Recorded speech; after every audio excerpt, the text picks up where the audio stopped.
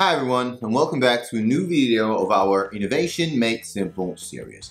Today we're going to talk about something that really matters to me and should really matter to every executive or person who is in charge of some innovation or strategic decision. As you might know, a few months ago I delivered a talk at a TEDx conference in Milan at the Bocconi University called Why Do We Fail to Innovate? So I want to call this video, after I read beautiful research by Harvard Business Review, Stop Doubling Down on Your Failing Strategy. As a matter of fact, history is full of companies that were dominating the world for decades and then they just simply commit to a wrong strategy and then they fail. As usual, I don't really like to talk about philosophy, but I like to talk about data. And what really gives me a sense of surrealism is that regardless of the decades of studies in this direction, companies are still doing the same mistakes over and over again. We've already spoken about Polaroid, about Nokia, about Motorola. Let me give you another very clear example of what I mean by doubling down your failing strategy. The company that we're gonna analyze today is HMV, and it was UK's undisputed leader as far as music retail. HMV's rise started with the pop music revolution in the 60s. It basically doubled in size during the 70s, and it established as the undisputed market leader in UK with 40% market share in the 80s. What made HMV so superior is that you could actually try and listen to music before buying it. So HMV in around 2002 was evaluated around $1 billion in the London Stock Exchange, but then something happened. Since the late 90s, HMV has to face other type of competition, not only music stores and retailers, but also supermarkets, for example, that were offering the same type of music with a discounted price. And also online CD sales. Amazon started selling CDs online in 1998. And of course, in 2003, Apple decided to launch iTunes. Regardless of the fact digital music would have been the future, while physical retail stores would have been the past, in the early 2000s, Steve Knott, the managing director of HMV, delivered a very powerful statement that really sums up how you can double down on your failing strategy. He said, "I have never heard such rubbish. I accept the supermarkets are a thorn in our side, but not for a serious music buyer. And as for the other two, I don't even see them being a real threat. Downloadable music is just fat." So it wasn't until 2010 that HMV decided to finally open a digital music store, but by then it was way too late to the party. And in fact, in January 2013, HMV went into receivership, so basically they went bankrupt. HMV's story is a classic example of what is known in the management literature as an escalation of commitment. Escalation of commitment is holding on too long to a strategy that was once successful and now is simply anachronistic, and to which, for some reason, executive, they decide to stay attached to until it's just too late and the company basically fails. Like HMV, as I said before, we can think of many other cases. And regardless of all the excuses and reason and differences in each and every single case, the literature shows clearly that in each and every single case of a major company dominating the market and that failing, escalation of commitment played a major role.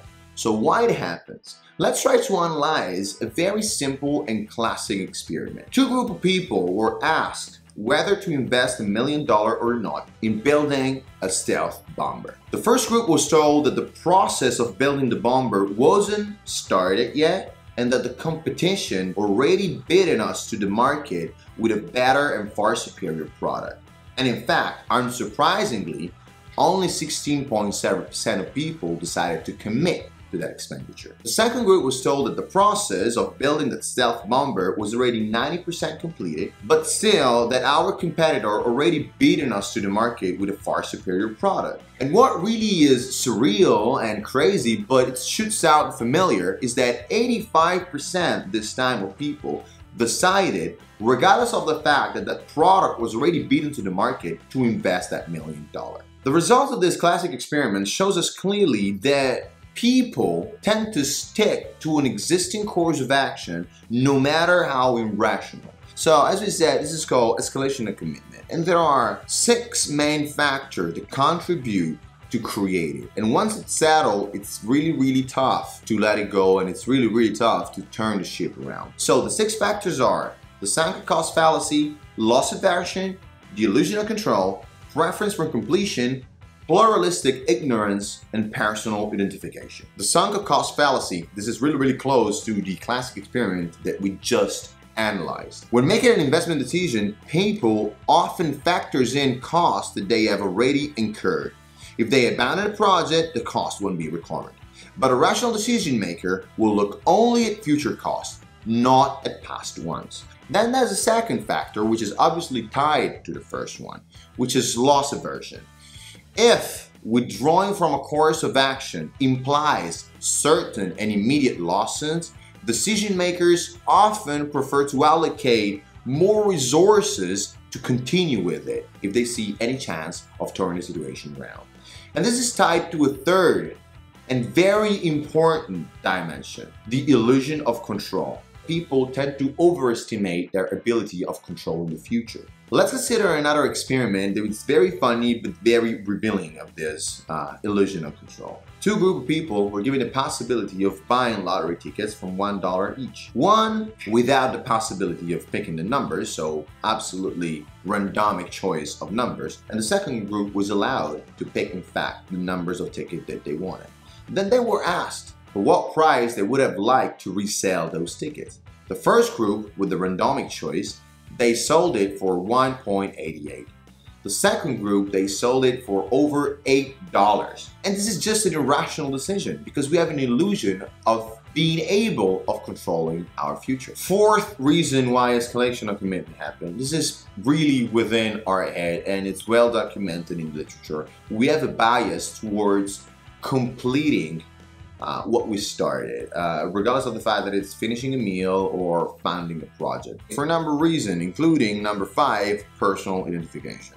Research in both psychology and sociology suggests that people, identities, and social status are tied to their commitments. Withdrawing from a commitment may result in a perceived loss of status or threat to one's identity.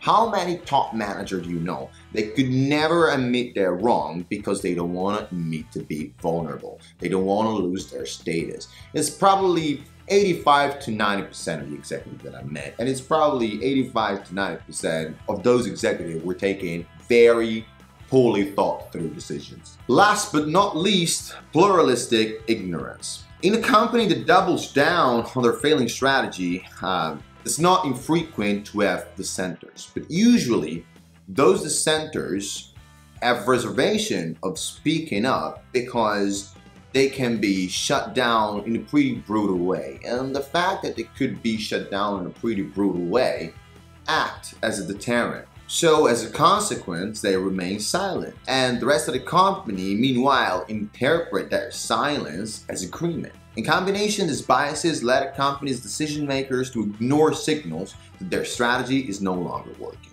But not everything has to be this tragic. If literature clearly demonstrates over and over and over again that escalation of commitment is one major, if not the major factor that brings company once dominating the world to fail, it also gives us 6 different golden rules to avoid falling victim of this escalation of commitment. Don't forget to subscribe, and in the next video, I'll walk you through them. Until then, ciao everyone, and rock on.